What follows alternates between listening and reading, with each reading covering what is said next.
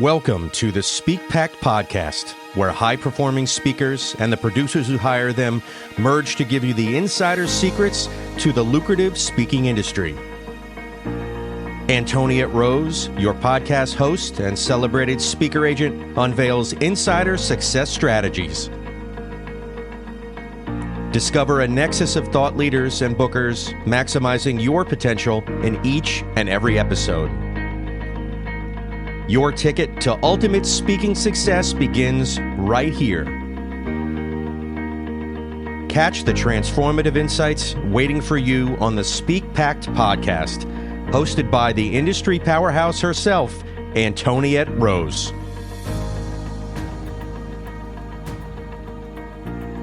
Welcome back to SPEAKPact. I am your host, Antoniette Rose, and today I have Christian Ray Flores with me.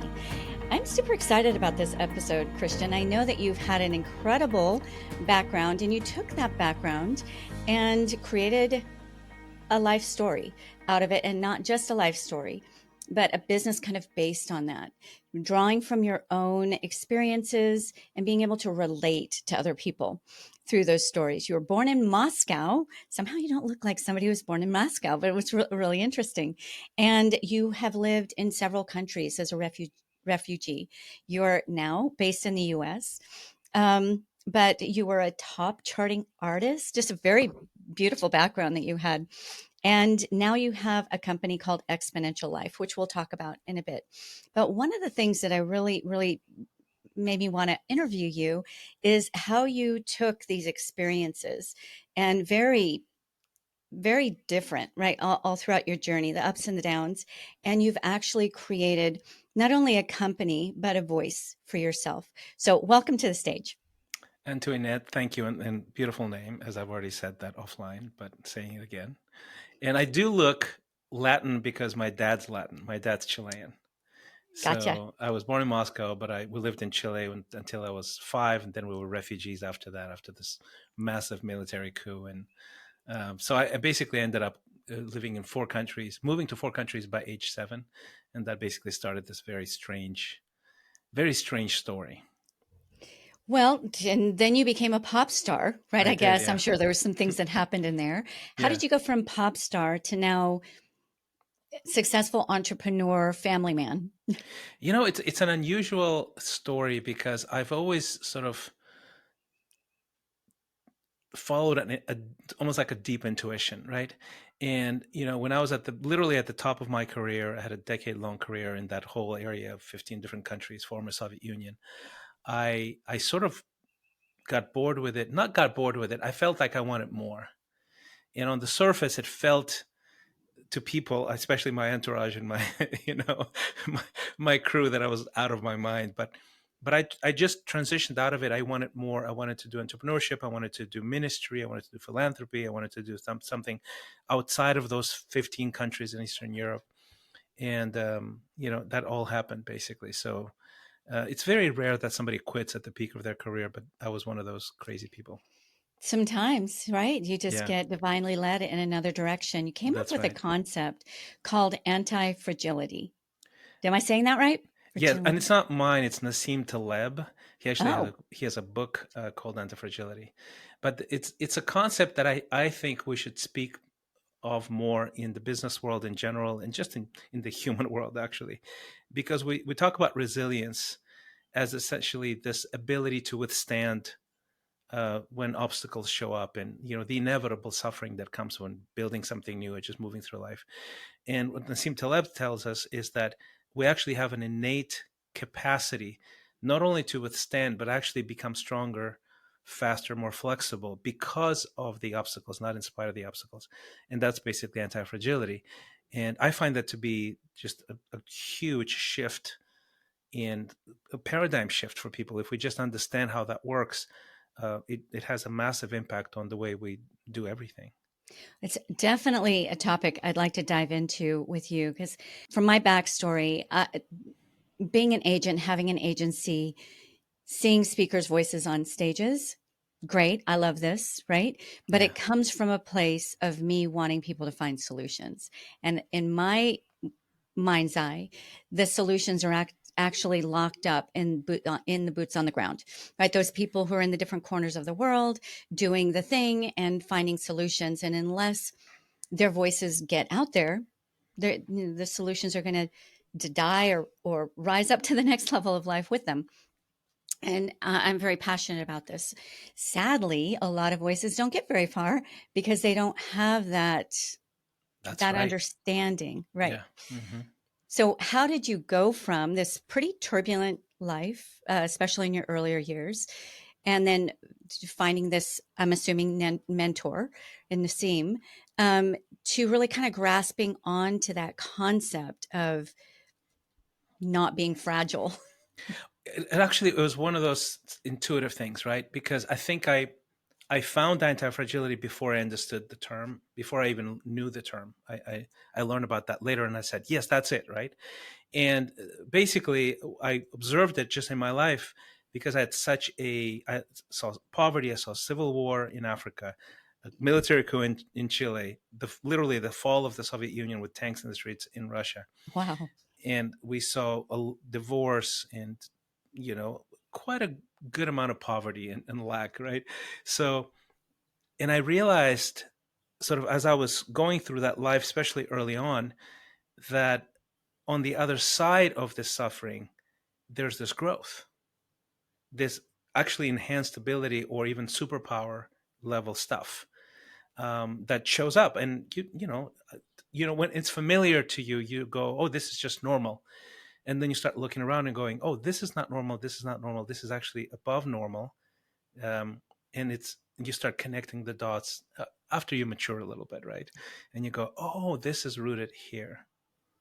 And this is actually rooted in obstacles. And it's not about withstanding obstacle or just keep going, the whole, that's sort of the narrative that we hear a lot. But it's actually because of the obstacles you develop new abilities, And to me, it was fascinating to see that. But then I go, oh, you can actually reproduce that. You can actually replicate that. You can train people at that. And that's a big part of what I do. I love how you said because of the obstacles, you produced new abilities.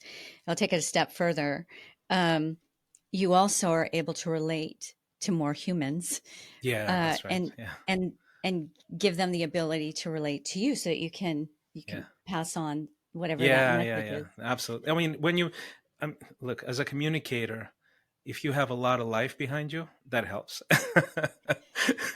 Maybe 3 lifetimes in one, right? So yes. So how did you take that and create exponential life? Like, what is your goal behind that? Are you getting your voice out there? How are you getting your voice out there? All that good stuff. I basically, Exponential Life is a coaching program, and it's also a little bit of an ecosystem, right? It has, to answer the second question as well, it's a coaching program. There's several ways I coach people, and there's a newsletter that has, I think it's 12,000 subscribers. There's a YouTube channel and podcast. All of that's sort of the ecosystem, and that's how I get the word out a lot of the times. Obviously, there's other ways, but I like creating content because it creates so much trust. You serve the people. I mean, most of the people that appreciate the content will never be clients or hire me or invite me to speak. But I know that I'm serving them because they keep opening my emails and watching my videos and all of that stuff, right? So, to answer your first question, Exponential is a coaching program.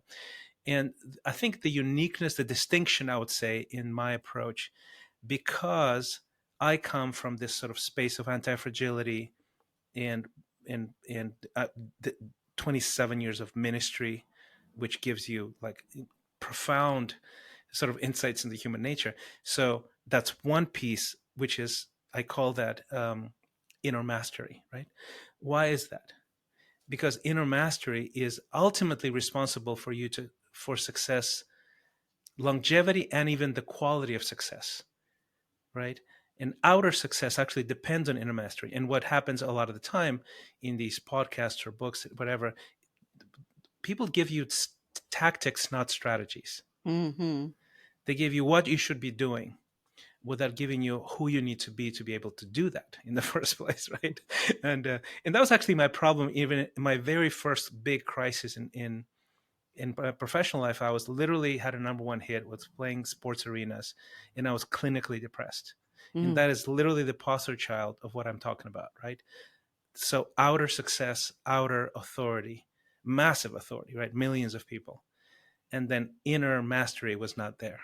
Mm. So it Okay. took a few years to actually rebuild that, and then I just noticed that I started helping others to rebuild that. It's athletes and like Olympic level athletes and performers and entrepreneurs and people like that. So it organically became a thing that I do, and then only then, years later, did I formalize it into basically a coaching thing. And there's different ways to get your voice out there, which I Yeah, love. You got your voice out there through singing yeah, or yeah, sort of yeah. performing, Mhm. and now through coaching and some other ways. Some people write books, some people have podcasts, some people corporate train, some people speak, but these are all different ways of really getting your voice out there. And I love what you said about the quality of success, right? Mhm. There's longevity of success. You can attain success, but then there's a quality of success. And you see so many people who, I'm sure, especially in the music world, right, who achieve the success they always thought they wanted, and Yeah, it's not the life that they thought. And so they're depressed and they turn to drugs or they self-implode or, whatever yeah. that That was is. me. That was me actually. Yeah. And Yeah. I've lost several friends to suicide Yikes. that were And hyper successful. you think what they have everything. They have everything, right? Yeah, So yeah. something I always say to my speakers is let's figure out the empire you actually want to live in. Hmm. And let's reverse engineer from there, right? Instead of just hitting the ground running, getting that success. That's right. Yeah. And then all of a sudden you've got this mansion on the beach and you hate it because the wind, the sand, all the things. You wanted a cabin in the mountains, right? Or vice versa, whatever. You begin to resent your own success. So Yeah, yeah. I love that you approach life in really look at who are you? What are your values? What are the Hmm. things that you want to really achieve in this life that is going to give you that level of fulfillment? And you talk about mindset and inner mastery and outer success. Hmm. So that's the whole ecosystem I know that you coach people on. But let's talk in terms of speakers, right? If speakers are tenacious enough, they can really rise to those upper levels where they're on an airplane a lot. Hmm. Maybe away from their loved ones, making great money, having great success. And if that's the life that they wanted, great. But if it's not, then there's this inner turmoil that's happening. So, how do you predefine some of these things and then kind of micro calibrate as you evolve up the ladder of your own success? That's a fantastic story, and that's exactly basically my journey, right? I mean, singer, speaker, same thing. Stage, airplane, hotel, stage, airplane, hotel, stage, Yeah. right? Big crowds, fantastic, right? After it, and then it's not.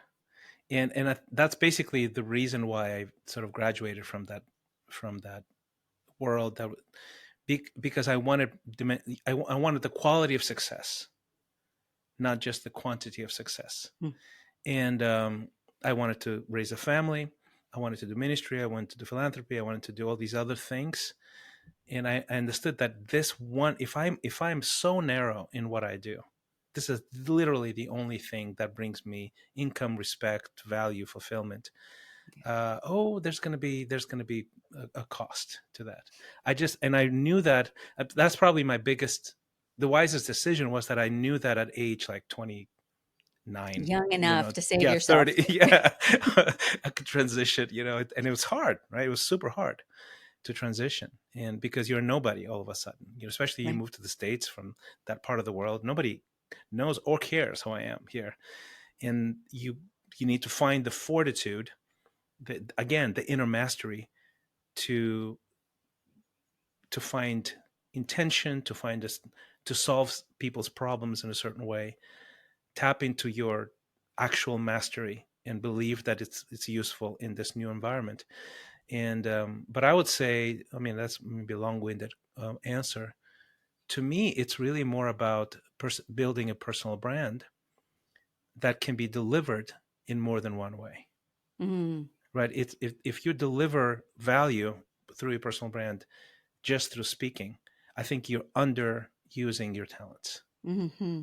There's more than one way. There's a variety of ways. There's actually too many ways. So if you're just doing one thing, you definitely need to expand.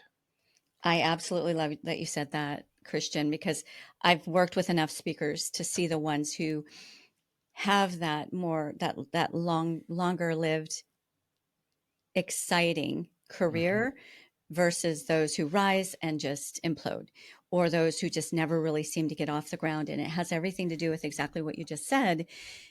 If I almost don't take on speakers anymore they just want the keynote check. They just want the keynote check. Oh. It's okay if you don't want to have some sort of consulting program or something Yeah. after that. But if you're willing to maybe license and package your IP for corporations, or you're willing to do a series, or, C-suite level retreat, whatever it might be, you've got to have that something else.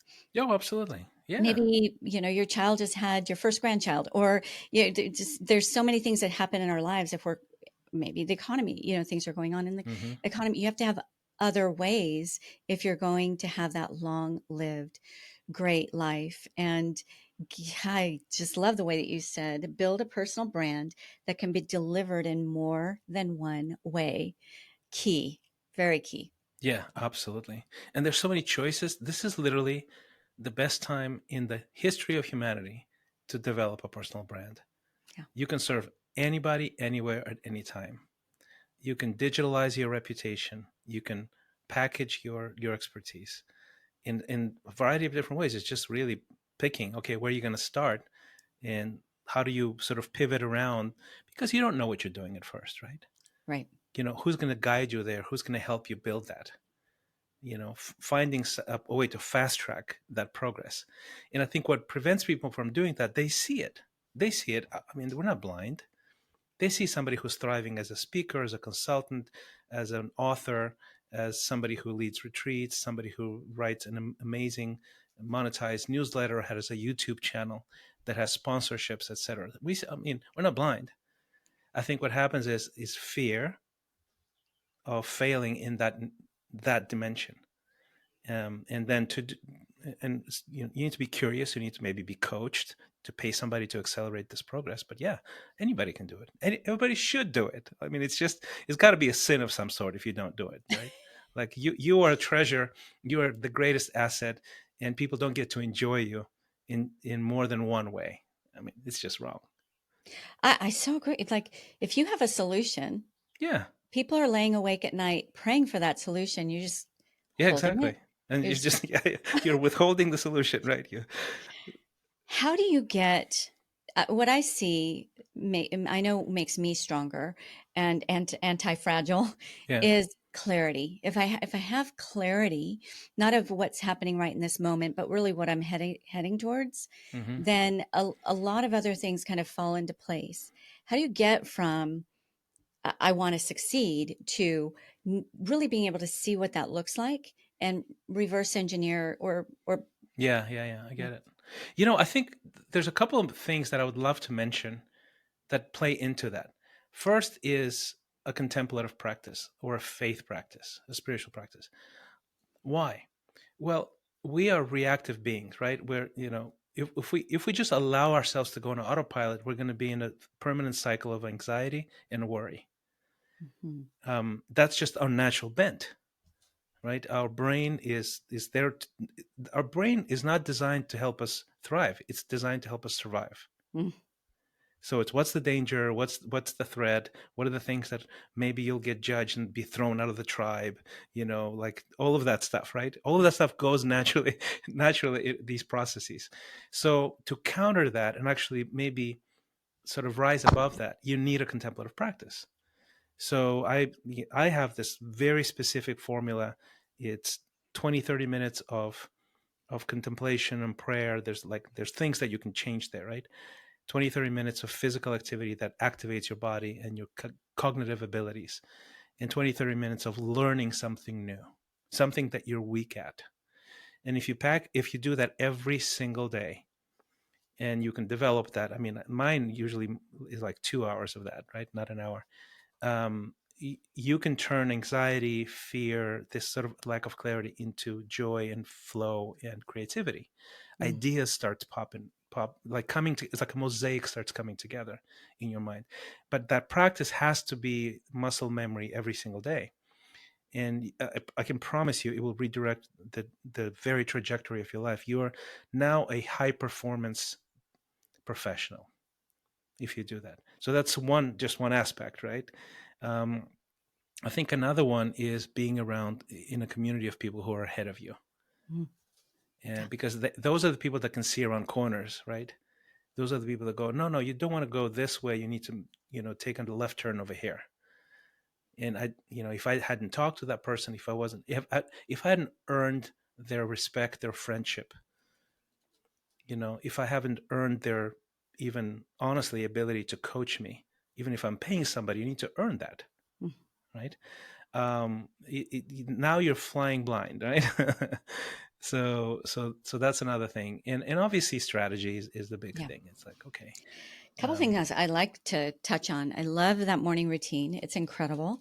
I think I like the way that you separated contemplation and quietness with learning. I think, especially if you come from a faith background, it's like all words. Like you're either studying, that's your quiet time, you're studying, or you're telling God what you want. Or to me, that's not getting quiet and allowing yourself the space to hear, or even to ask the important questions. Because I know we're wired. If we ask a question, our whole body wants the answer, right? Even when we're not thinking about the question anymore, there's a whole ecosystem that's pushing to find that answer for us on our behalf. So when you say contemplation, is this something like silence, or are you just kind of thinking about the last, like, tell me a little bit about what that looks like? So you can basically rotate certain things, right? So for example, I pray every morning, but I can also go for a long walk and just be in silence and observe and contemplate. I have this trail behind my house, and if I can be in a headset learning, and walking, and I'm moving and I'm learning, or I can turn off the headset, put away my phone. Now I'm aware that everything around me is full of life. Everything around me is full of possibility. And if I'm paying attention to that, I become much more aware of the possibilities all around me. And that destroys that illusion of limited resources that most of us have, right? Like we lean towards this ILR, right? Illusion of limited resources. I don't have enough money, enough contacts, enough charisma. I'm not pretty enough. I'm not thin enough. So there's contemplative ways to overcome that. And that's a huge deal, right?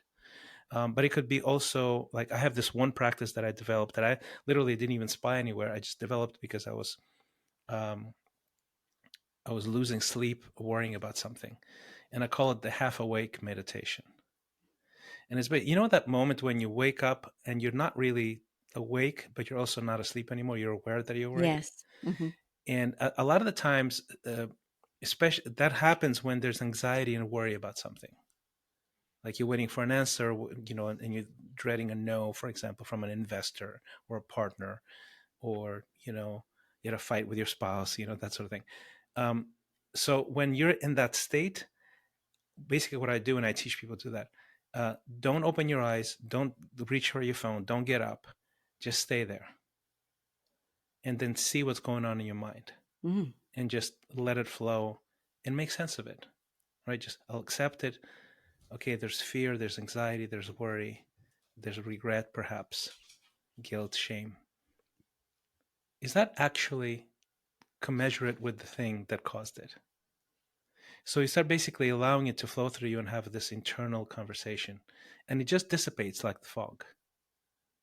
So that's the half awake meditation. I called it that. I don't know if it exists somewhere else. Dissipates like fog. Well, what it sounds like to me that you're saying, and I just want to make sure I'm tracking with you, it's kind of the opposite of striving. It's more just soaking in it. Yeah. It's just allowing it to flow. But because you're not moving to sort of shut it down, right? You're not grabbing your phone, brushing your teeth. Okay, I'm going to just shove it down somewhere into the deepest recess where it will cause me illness and physical damage down the road. And it does. Yes, you acknowledge it. You Mhm. acknowledge it, you have a dialogue with it. And when you have a dialogue with it, when you engage with it in that sort of free flowing, almost like semi-conscious space, it actually dissipates and goes away and does. It's not sort of stuffed into you. Now your day will be different because of that, right? Yes. Such goodness. Okay. So much goodness here. You also mentioned ILR, and I'm Mm-hmm. pretty well read, and I hadn't come across that, which I love. Illusion of limited resources. Right. Can you talk to that a little bit? Yeah, I think I learned that from Daniel Priestley, who is a incredible guy. He talks about personal brand development and being the KPI, key person of interest. He has great books about this. The guy's just absolute. I'm a fan, right? And basically, he talks about this sort of primal instinct, right, of um, of illusion of limited resources, right? And I don't have money, I don't have this, I don't have. And basically, the cure for that is action, right? You have to just move. And I can give you so many examples where I'm like, I have an instinct. Let's say, let me give you an example. You lived in LA for a while, right? So I was in LA at the time, and I was doing philanthropy, I was doing ministry, and I wanted to start a production company for music and music videos because that desire to create something like that sort of popped out of nowhere. And of course, I know nobody. I don't have any clients. I don't have any resources. I don't have any money. I'm doing philanthropy. I'm doing nonprofit work, right? And I talk to my wife, and I go, I feel like we can do something with this. And because she used to work for MTV and Universal Music, so like, do you have some name? She goes, I have like one name, my former boss. Okay, maybe I have some contacts over there in Eastern Europe as well, because I was from the creative side. And that was the only thing that entered my mind. Now, the question is this: when something comes in into your heart like that, right, into your mind, immediately it gets shut down by the illusion of limited resources. It's too hard. I don't have it. I don't even know where to start. But if you move, make the first step, the second, the third, and you start thinking about it, you will recognize opportunities when they come, and those same opportunities might come your way. And if you have under that umbrella of that illusion, in the fog of that illusion, you might not recognize it. So for me, I'm like, I'm going to build a website. I didn't even know how to build a website at this time. Now I have a team who does that. And so I had a friend who built it for me, like a one-page website, and I called it something generic. I'm like, I'm going to call it Hollywood World, because people would think that when I say that name, people will go, I think I've heard it somewhere. It's so cliche almost. And then, okay, we do this. We do Hollywood production, music, and music videos for, international artists. That was sort of the general idea. I kid you not, 3 weeks, 2 weeks maybe after I published the website, I get a call from a friend out of Eastern Europe, and he goes, "Hey, we're coming to LA. Let's hang." I'm like, "Yeah, what are you doing here?" He goes, "I want to shoot a music video." I'm like, "Are you serious? That's great." He goes, "Do you know anybody who does that?" I said, "Yeah, that's what I do. Check out my website." Of course, I don't have, of course, I have the Hardly anything. knowledge. I have the expertise to do it because I've done it many, many times in the past, but I didn't have anything. And he goes, and I go, what's the budget? And at the time, the budget for music videos were like maybe $20,000, 15, 25. That's the space, right? Yep. He goes, 150. And I'm like dying right inside, going, "Oh my gosh!" I'm like, "Oh, absolutely, we can totally do that." It's like panicking, right? And we end up reaching out to the right people. It's action. It's action. We ended up actually raising the budget to $175,000. Wow. It was a full production with award-winning crew in the lot in Hollywood with like 50 extras, craft services, the whole thing. It just happened. But it didn't just happen, did it? Right. And that's basically how it works with pretty much anything. So you've got the clarity, Yeah. and talking to your wife, was this direction we want to go? Let's do this. Yeah. And then you took some action, not knowing what was going to, and you got the motion started. Yeah. and then movement. things start You have to happening. move. Yeah. Yes. Okay. I love that. It's really interesting because I have a son who's in the mountains of California, and he and his wife and their kids, they have a pretty incredible life. And people always say, boy, that, that must, how lucky you are, right? That must be nice being able to travel to Mexico, travel to, that, but they've made sacrifices. You made a sacrifice from Mm-hmm. you had this whole world of popularity and Yeah. something Mm-hmm. you had built, and you made a conscious sacrifice to shift gears, a conscious decision which equated to sacrifices. And the same with him. Like, they don't own TVs, they pretty much live pretty minimalistic. They made Mm-hmm. some good investments, so they can just get up and go. They homeschool their children, they Mm. can get up and go, and yeah, they live a fabulous life, but they're not rolling in the dough, right? Right. They have made they got clear on what they wanted as a family, Mm-hmm. and they do. Everything's a choice. You can Yeah. choose to have all Yeah. the toys and have to pay for all those toys, right? Fancy cars, great TVs, all the latest. Or you can decide that's not really what's important to us. We want experiences, and you That's craft right. your life that way. But Yeah. what's hilarious to me is that people always say, gosh, I wish I could have that. They could have that They could have that. Yeah, exactly. if they want. It's not like something that lands No, in. no, no, no, no. And I find this with speakers all the time. They compare their where they are with, maybe like a Tony Robbins or somebody who's actually arrived. They don't see that it took that person 12 years Yeah, of yeah. sacrifices to get to where they wanted to go. We love dogs. We're all good about dogs, so it's all good. I Can you hear hear the my dog? Can you hear the dog? yeah, it's Can, good. I have could you like give me a 350 second? I'm pound gonna dog. open the door. Go ahead, go I'm ahead. so sorry. I'm so sorry if This you're in is the live. audience This is listening to live. This this. is good. I'll keep talking. Okay. But I really do see that even with speakers, that if you want that speaker life and you decide that you're going to make the sacrifices that it's going to take to achieve that upper six figure, seven figure speaker life, it doesn't just happen. It's a series of a series of decisions and sacrifices and ups and downs and all the things. And if you're anti-fragile by hooking up with Christian and his consulting, then you have to have that grit. If you make the decision and you set your course, then I think that there's some organic Yeah, yeah. shifting that happens, and you've got to have that flexibility. But that's how you really achieve that life that you say you want. There's a lot Mm. of people out there saying they want a certain life, but Yeah. how do they actually get it, Christian? Yes, you're right. Well, it's fascinating how um, paradoxical we can be. Not people, but all of us. We are dreamers. We're creators. All of us are creators. All of us have this frequency in us of more. There's more, and at the same time, we have also this primal nature. Even our body, our brains, our hormones, stress hormones, all of those things that are trying to keep us safe.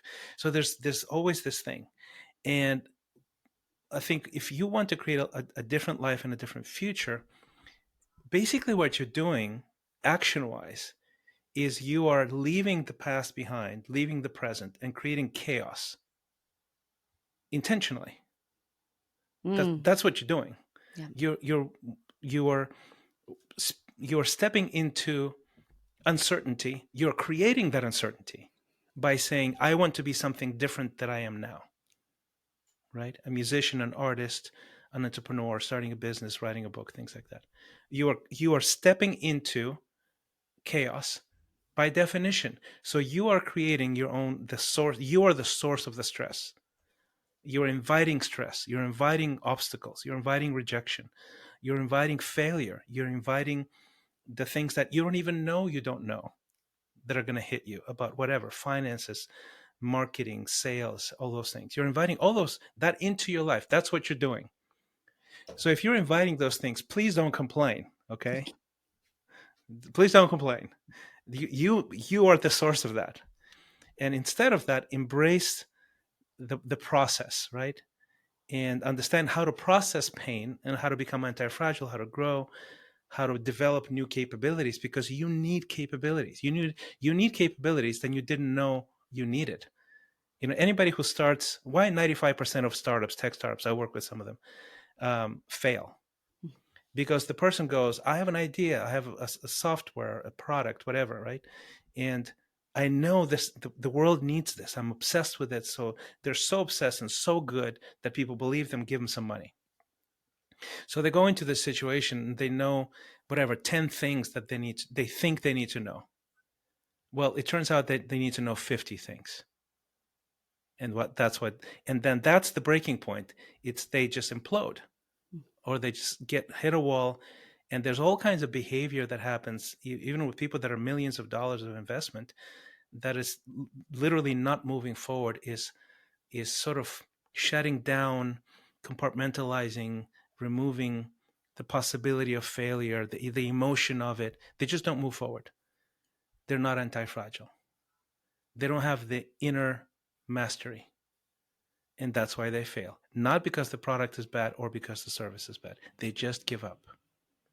I see this in speakers every day. It's heartbreaking It to me is. because they've got it. They have everything, but they Yeah. just give up. They just give up. Yeah. So how does success on autopilot work? You talk about this. Mm-hmm. Tell me a little bit about that. Well, it's connected to this whole forward motion, anti-fragility, and then forward motion from the inside first, right? Because let's unpack something. For example, let's say you're worried about your son. Your son has, pneumonia. Like, man, that's not like a mom will just go, I need to call him every 10 minutes, right? That Yes. thing. I have 3 daughters who are out of the house. So if something is off, I'm thinking about it all the time. Yeah. So then you also have to lead a seminar or coach somebody or write something specific.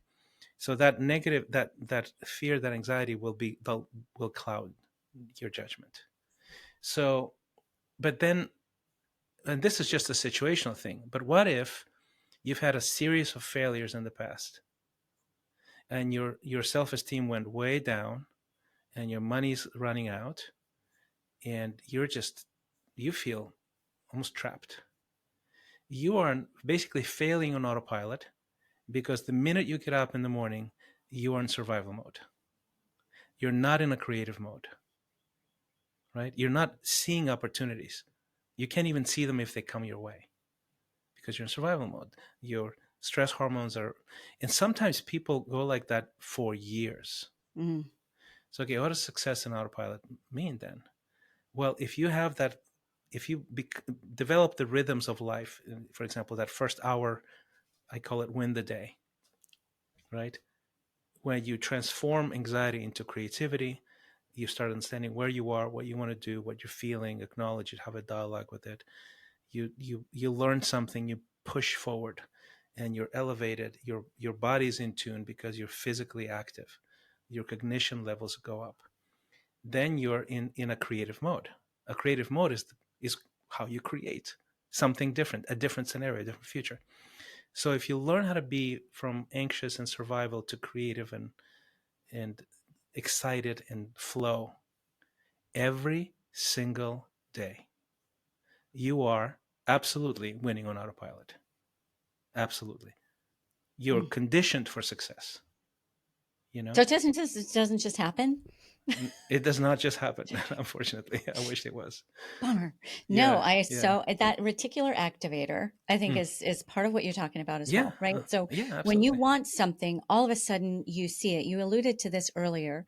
If you are with the people who are already where you want to be, then you're seeing that. And it's not, as you elevate, everything elevates with you. So if you're still hanging out with those people that you Mm. may love very much, but they're always making excuses Yeah, or just really not getting anywhere, that becomes part of absolutely. you.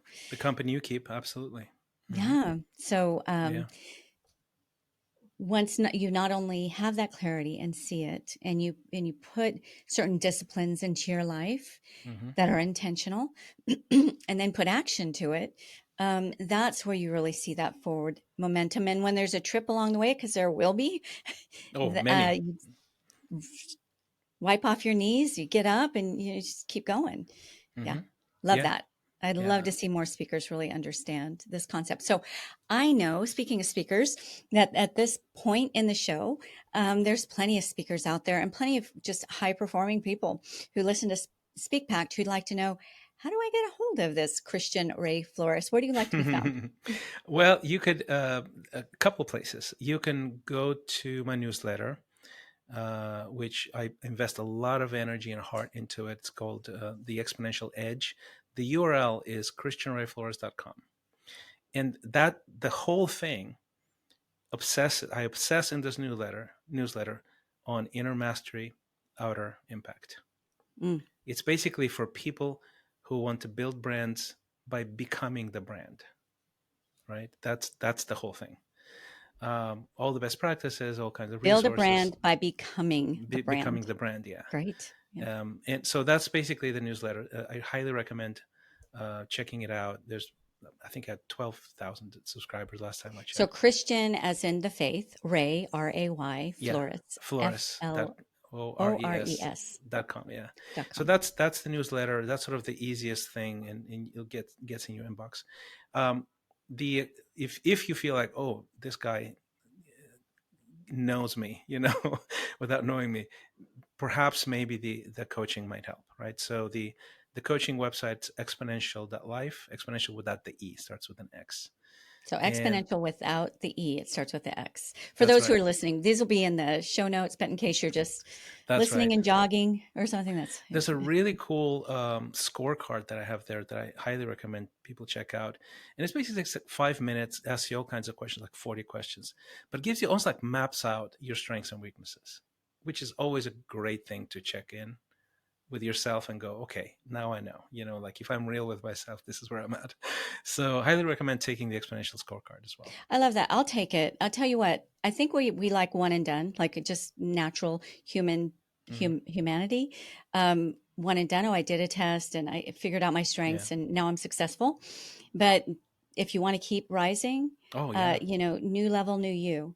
And so I can feel it kind of in my bones. When I've reached another level, it's time to kind of revisit all of those things. Even when it comes to speaker assets, it's like, I got that great speaker reel done, right? Well, that was Yeah. 6 months ago. A lot has happened between Oh then yeah. and now. It's Yeah. time to refresh. So I Yeah, love that that you have that. scorecard, a version of that scorecard is a simpler scorecard, which is like 7 dimensions. We literally measure with the people that I work with. First, once a day, Once because a we want day. Wow. first, yeah, because we want the awareness to sink in, and almost like the dimensionality of life. What makes you a holistically successful person, to sink in, and then eventually you don't have to even like use a sheet of paper or anything. It's just hardwired, and you're aware that these are the dimensions that matter. This is completely research based. This is what matters. Pay attention to it. And it's incredibly predictive. It's shocking. I can, like, if you like give me a score, I can tell you if you're between like a, in the low score in 3 different dimensions, you're either in survival mode or about to fail. Mm. Like, it's around the corner. And the reverse is also true. Like, if you're like 7 dimensions, let's say 7 dimensions, 6 are high, 1 is a little bit in the middle, you're fine. You're going to be great.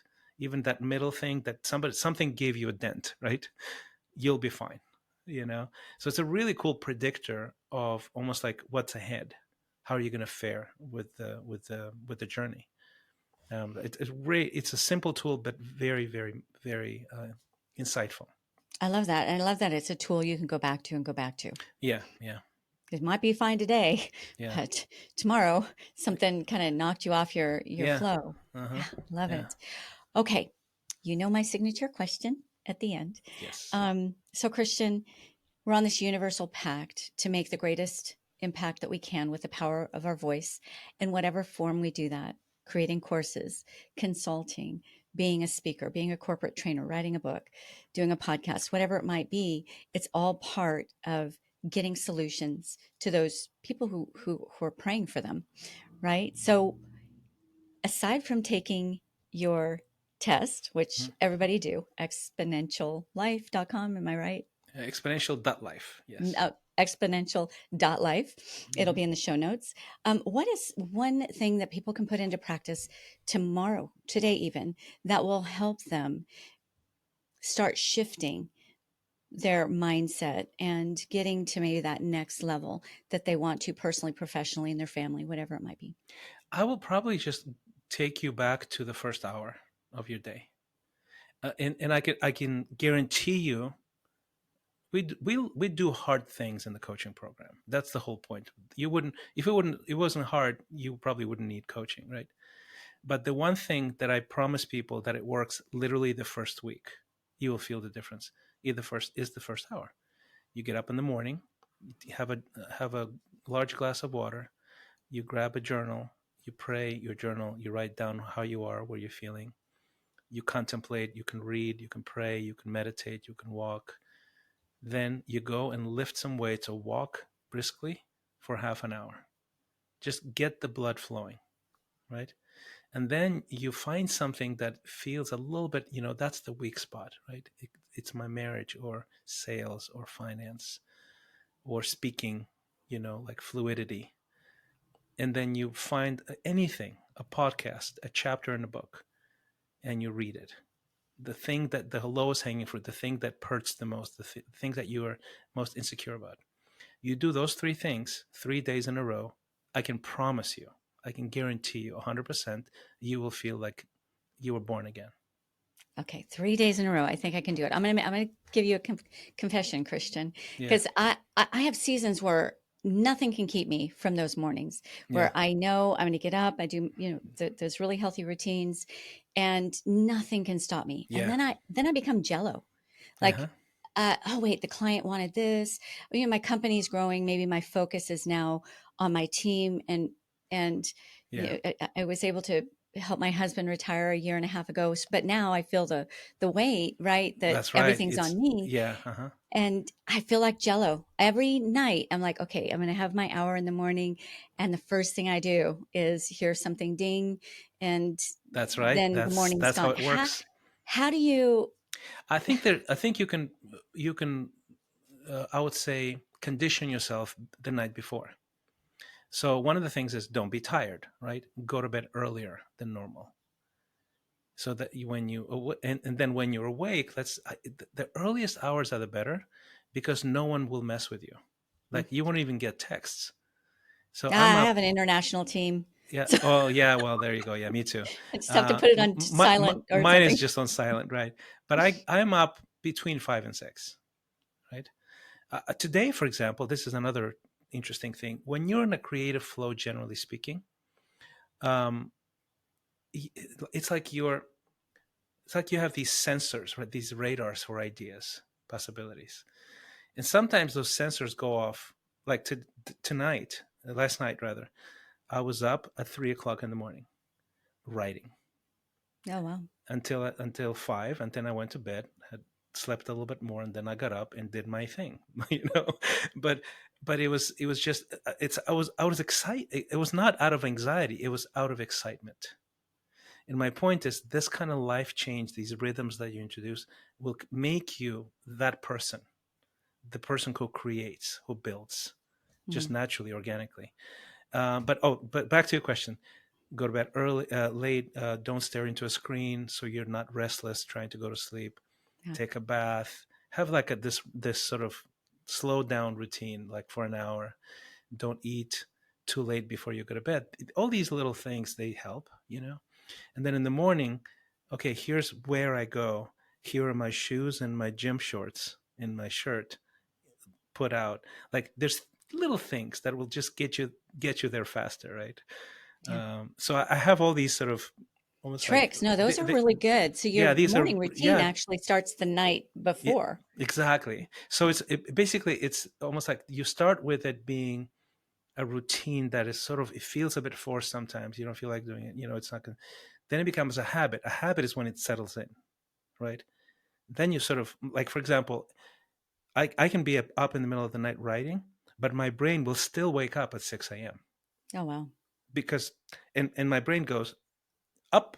I'm like, no, I had, a few hours. No, this is what we do. That's a habit. That's muscle memory, right? There's these rhythms like hardwired into me, right? But then the elevated version of that, if you keep at it for a year, for 2 years, is now it's a ritual. It's almost like a sacred thing. It's a ritual. Like it's so much joy.